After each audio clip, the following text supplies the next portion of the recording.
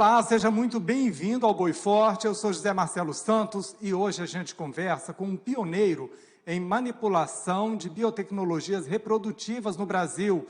E ele tem muito a ensinar aos produtores rurais e investidores do agronegócio. O veterinário Vanderlei Zuccolotto foi responsável pela multiplicação genética dos primeiros animais da raça Senepol, produzindo mais de 2.000 embriões puros em apenas 1 ano e meio. E um detalhe importante, na época, apenas a Embrapa e poucos laboratórios tinham domínio dessa técnica.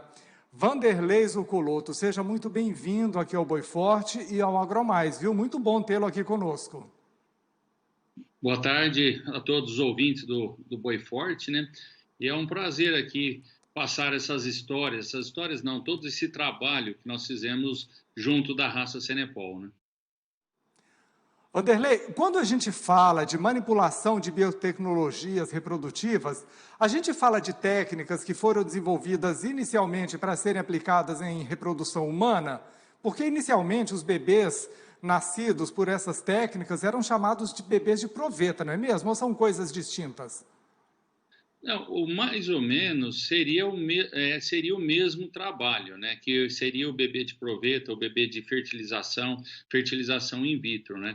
Então, a parte da veterinária que ela veio se desenvolvendo aos poucos na parte de bovinos, e nós tivemos em carneiro, depois foi em bovino, e ela foi tendo um crescimento, mas seria basicamente o mesmo trabalho desse do bebê de proveta, que seria a FIV humana também. E a partir de quando essa técnica começou a ser levada para o campo, para a reprodução animal? Olha, em 2000 foi feita a primeira importação de animais da raça Senepol, que foi a primeira importação feita para o Brasil, que ela veio direto dos Estados Unidos para Rondônia. Então, para essa ocasião, foi construído um laboratório de FIV em fazenda. Esse laboratório foi o primeiro laboratório colocado em uma fazenda para produção. Então, nessa época, como você já mencionou, nós tínhamos a Embrapa e nós tínhamos mais um laboratório no Brasil que produzia, mas a produção dele ainda era uma produção muito baixa. Baixa, assim, eles produziram em um ano em torno de 700 prenheses, né, que foi um ano. E o nosso projeto, quando iniciou um projeto da Senepol Nova Vida, que fez a importação, logo no primeiro ano, nós conseguimos realizar 2.000 prenheses, né? Então, foi um projeto pioneiro, mas o laboratório em si foi o primeiro laboratório de FIV localizado em uma fazenda no Brasil. Ela teve todo o apoio da Embrapa, né, do Senargem, que foi feito o desenvolvimento. Nos primeiros trabalhos foi feito com uma outra firma que era a única que fazia no Brasil, então ela desenvolveu por um período aí de 5 meses com essa firma e depois passou para ser feita pelo pessoal dos técnicos da Nova Vida que foram treinados pela Embrapa. Agora, antes desse seu pioneirismo nessa técnica que o senhor trouxe, essa nova raça para o Brasil, eu quero já falar de como ela está hoje no mercado. Antes disso tudo, já se fazia a manipulação genética para a reprodução animal, e a primeira técnica foi o quê? Inseminação artificial. Isso aconteceu quanto tempo antes desse seu pioneirismo com essa nova raça? A inseminação artificial, ela já tem há bastante tempo, né? Essa daí é uma técnica mais simples, aonde que você produz a vaca que você estaria inseminando, ela é a mãe biológica do bezerro que está nascendo. Aí depois nós fizemos a produção de embrião, que seria através da transferência de embrião, que a gente chamava, ou a lavagem, onde você aplicava alguns hormônios na vaca para você ter uma superestimulação. Aí ela tinha uma superestimulação de óvulos, você fazia a fecundação e esses embriões eram desenvolvidos dentro do útero da vaca. Com 7 dias após a inseminação, você fazia uma lavagem dentro do útero da vaca, onde colocávamos um líquido, tirávamos o líquido, e aí você tirava e produzia os embriões. Então, essa daí é a produção através da técnica que a gente chama do flush de embriões ou da lavagem da TE. Essa técnica é aquela técnica onde você faz a lavagem e os embriões são produzidos na vaca. Como você tem que aplicar alguns hormônios na vaca, então essa técnica você poderia fazer de 2 a 3 vezes numa doadora no ano, para você não afetar a reprodução dela. Então você tinha que coletar 2 a 3 vezes e emprenhar a doadora novamente. Com a técnica do FIV, o que nós fazemos? Você tira os ovócitos da vaca, que seria um dia antes, um período antes do óvulo. Aí esses ovócitos você leva para o laboratório e você faz a maturação, a fecundação e o desenvolvimento dele todo dentro do laboratório. Então, com 7 dias, aquele embrião que você lavava a vaca, lavava, que a gente fala, lavava o útero da vaca e colocava um meio e tirava e selecionava os embriões, agora essa técnica passou a ser feita dentro do laboratório. A diferença é que quando nós fazemos a aspiração, que seria um processo mecânico através de um ultrassom, seria uma agulha guiada por um ultrassom, você retira os ovócitos da vaca. Então, dessa maneira, você pode fazer aspiração a cada 20 dias, você pode fazer tranquilamente 12 aspirações por ano, ou até um pouco mais. Se você fizer mais aspirações, você estaria lesionando um pouco mais a vaca, porque isso é um processo mecânico, né?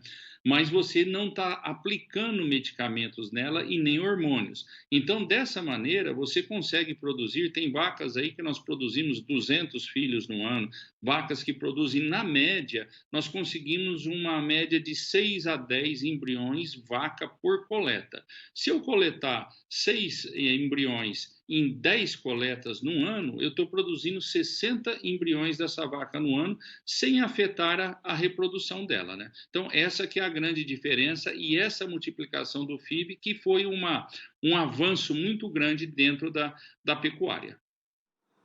Que era isso que eu ia perguntar para o senhor. Entre a lavagem e essa fertilização in vitro, a taxa de prenhez, a diferença entre elas para a produtividade fica muito maior quando in vitro, né? Não, fica maior e, por exemplo, na taxa, quando nós fazemos a TE convencional, você produz, mas você tem que dar ela dá um embrião até de melhor qualidade, apesar que hoje, com o desenvolvimento da técnica, nós já estamos conseguindo índices de prenhezes muito bons, índices de prenhezes. Quando nós iniciamos o trabalho em 2000, quando você tinha 20%, 25% de prenhez, era posição para nós fazermos uma festa, né? Então, hoje, você já consegue, na média, 45% de prenhez, nós temos trabalhos com 60%, então, o desenvolvimento da técnica de FIV foi muito melhor. Então, no passado, a gente falava que o embrião produzido na técnica de TE, dentro da vaca, ele era um embrião de melhor qualidade e dava mais prenhez, mas só que você conseguia menos embriões por vaca ano. Mas hoje não, hoje a produção de FIV ela já superou e está uma produção que economicamente e em projetos você só está falando em FIV, não se fala mais em lavagem de embrião. Lavagem de embrião praticamente está se tornando casos específicos, mas ela não consegue se comparar na produção com a produção do FIV, a produção em quantidade de embriões. E a relação custo-benefício disso? O FIV no passado, nós tínhamos um problema de custo de materiais, os materiais eram todos importados. Hoje nós já estamos com uma facilidade, baixaram-se, o custo de produção de FIV baixou. Então, no FIV, hoje nós estamos com uma produção já comercial. Tanto é que hoje nós estamos fazendo já bezerros de FIV, mas bezerros de corte, bezerros que são filhos de vacas de de corte melhoradas, com touros melhorados, que vai produzir bezerros comuns, que seriam os bezerros de carne gourmet, né? Então, seriam bezerros produzidos para abate. E essa produção só está se dando porque o custo dela baixou. Então, o custo de FIV hoje ela é muito mais barato do que o custo da lavagem tradicional e, de acordo com os projetos, quanto mais produção de embrião você consegue, menor seria o seu custo. O senhor disse aí que lá no início, quando se conseguiu uma taxa de prenhez de 25%, era motivo para festa, que hoje a média chega a 40%, 50%, mas é possível atingir até 60%. Entre 40 e 60, qual que é a diferença? O que garante esse índice de prenhez mais elevado? É a qualidade genética da matriz, por exemplo?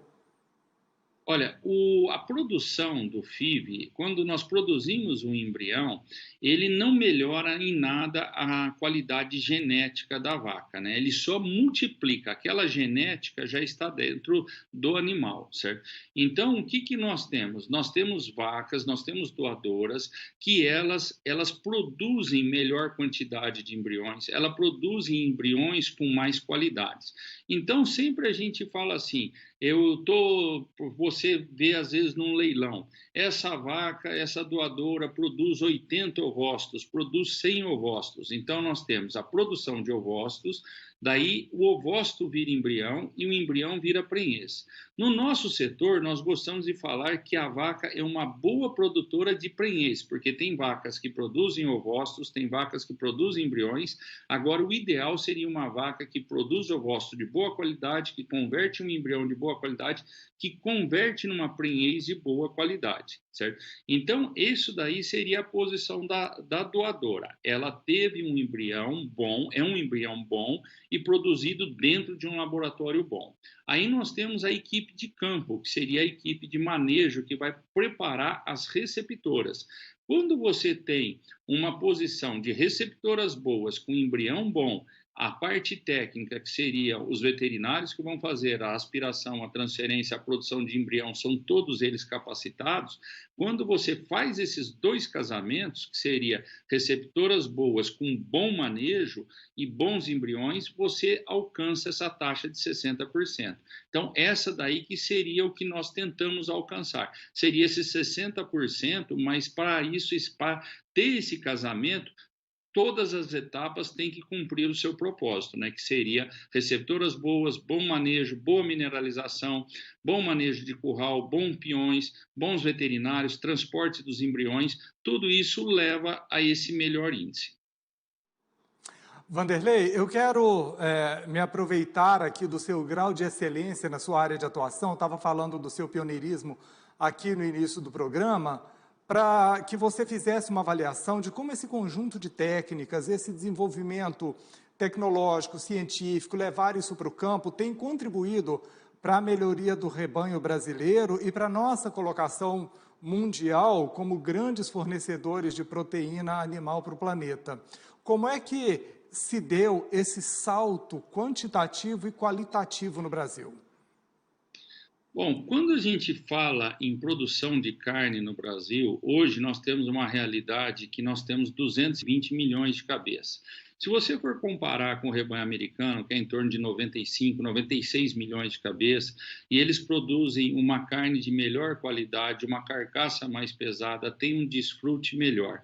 Então, tudo isso, em comparação com o Brasil, é por causa da nossa... Nós temos um custo de produção melhor, nós temos uma produção, pastagens melhores, confinamentos, e nós temos todas essas condições para a produção dos animais são melhores do que a dos americanos. Só que nós temos uma diferença. A nossa genética, esses 220 milhões de cabeças que nós temos, não compara com a genética americana. Então, o que aconteceu?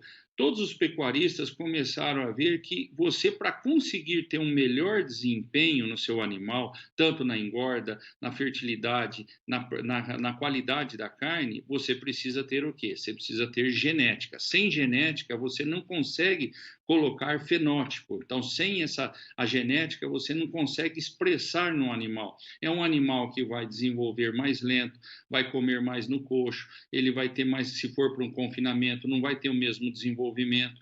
Então, nós começamos a ver que a genética é o que vai mover e vai fazer o Brasil virar um bom produtor, um excelente produtor. Nós temos produção em quantidade, mas nós não temos em qualidade. Então, essa qualidade você só vai conseguir através da genética. Quando nós olhamos na parte de marmoreio, que hoje é o que está mais na moda, que tem as boutiques de carne, o marmoreio do gado brasileiro está entre 1 e 3. O americano, entre 7 e 8. O japonês, entre 9 e 10. Então, isso daí nós só vamos conseguir através da genética. E para ter essa genética, para ter essa multiplicação, então é nessa que o FIV veio ajudar e deu essa explosão. Então, nós tivemos uma explosão em inseminação artificial pelo advento da IATF e tivemos uma explosão na produção do FIV, por quê?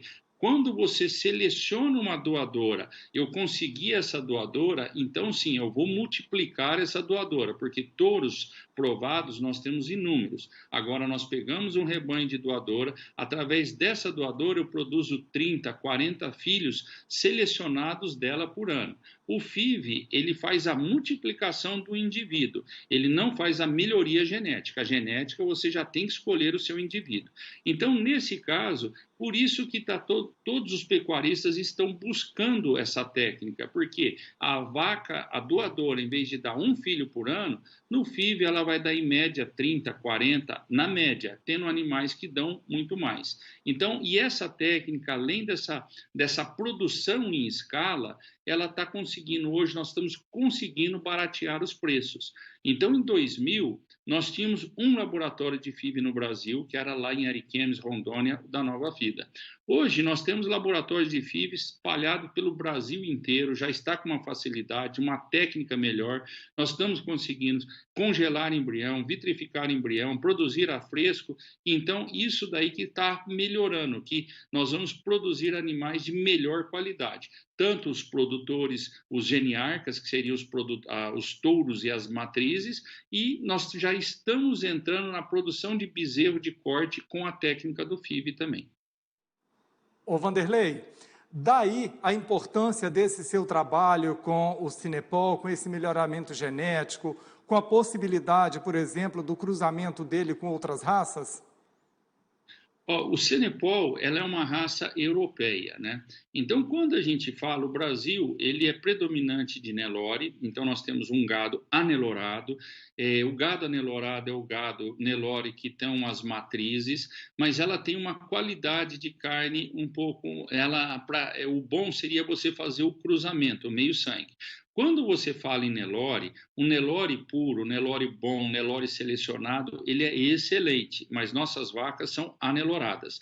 Então, para essas vacas aneloradas, o choque de sangue com o europeu, quando você faz o cruzamento do zebu com o europeu, você tem 100% de choque de sangue, 100% de heterose, que seria isso daí que nós buscamos, um meio sangue. Os meio-sangue, todos os animais da raça meio-sangue são bons, alguns animais têm algumas qualidades melhores que as outras. Agora, a diferença que o Senepol tem, que ele é um animal, um taurino, ele é um animal europeu, que ele tem uma resistência ao calor. Então, é um europeu que consegue dar uma produção nos trópicos, que consegue dar uma produção aqui no Brasil, em qualquer região. Ele veio direto para Rondônia, Rondônia é quente, úmido, mas nós temos Senepol trabalhando no Tocantins, no Pará, em todas as regiões quentes. E o Senepol, ele foi desenvolvido nas Ilhas Virgens, que é Caribe, que é um lugar muito quente e tem um bom desenvolvimento. Então, o que nós precisamos da nossa pecuária? Fazer animais de melhor qualidade de genética para você ter melhor produtividade. E um dos pontos seria você produzir o meio-sangue. Então, o meio-sangue você tem a produção através da inseminação artificial, que você pode fazer com todas as raças, e você você tem através da monta natural. Na monta natural, o Cenepol tem uma vantagem em cima de outras raças europeias, porque ela tem uma boa produção a campo, ela consegue, ela fica nesse calor. Quando a gente fala calor, é o calor do Tocantins de 40 graus, acima de 40 graus, e ele consegue produção. Então, essa daí que foi a raça hoje, saiu até agora nas últimas revistas da parte de pecuária, que o Cenepol foi a raça que mais cresceu, um dos maiores valores de leilão. Isso porque é uma raça que está colocando, está dando a sua contribuição. A sua contribuição é o quê? Conseguir fazer a iterose a campo. O tourinho Cenepol consegue cobrir a campo e produzir esse bezerro meio-sangue que o mercado frigorífico tanto busca. O mercado frigorífico que você está dizendo busca muito, e eu queria saber como é que o pecuarista brasileiro tem aceitado essa raça. É possível já contabilizar quantos pecuaristas já fizeram esse investimento no país? Olha, esse investimento, a propaganda de uma raça, a melhor situação que dá é quando você tem lucro, né? Então, como que aconteceu no início do Cenepol lá em Rondônia? Nós tínhamos a fazenda que produzíamos o gado puro e tínhamos fazendas que faziam um cruzamento com Nelore. Aí você produzia o meio-sangue. Quando você produzia o meio-sangue e vendia os animais na desmama, alguns vizinhos começaram a ver que a minha venda dos animais era muito mais fácil, porque eu prendia o gado no curral, eram animais de boa procedência, animais bonitos, eu tinha uma facilidade para vender, mas eu vendia eles porque eram meio sangue, de uma qualidade genética, melhorados, animais bons. Enquanto se você não tiver um animal produzido por touros bons, por matrizes boas, aí você tinha um problema para você fazer a venda desse animal. Então, quem criava vacas começou a ver, se eu colocar uma genética boa nos meus touros, posso ser touro Cenepol, touro Nelore, fazer inseminação, eu vou conseguir bezerros melhores. Bezerros melhores eu vou vender com mais facilidade. No passado, a gente só falava em venda.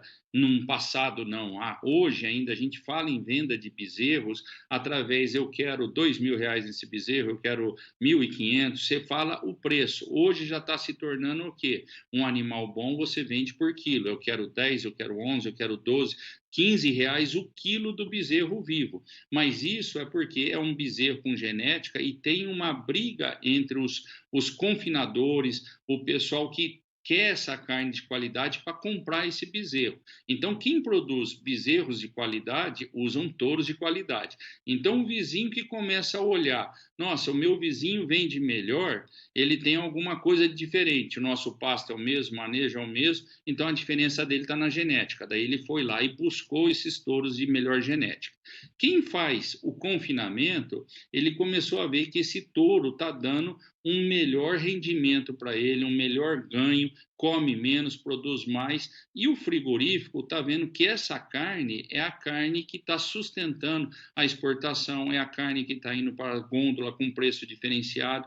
Então, essa é uma cadeia, quando você coloca a genética, todos os setores estão ganhando. Alguns falam que uns ganham mais, outros ganham menos, mas com a genética, quem produz o bezerro vende mais caro, quem confina o bezerro, confina um bezerro com uma produção mais rápida e ele consegue atingir índices melhores com um custo, ele produz uma arroba mais barata, porque ele é mais produtivo, ele ganha mais peso, come menos e além de ter uma carne de qualidade. E o frigorífico faz o abate e coloca essa carne com uma venda melhor. Então, hoje você está vendo aí as boutiques de carne, e essas boutiques de carne é mais um episódio, agora é mais um setor que vai ter uma evolução, aonde a boutique de carne e o frigorífico vai começar a pagar um valor melhor para o pecuarista.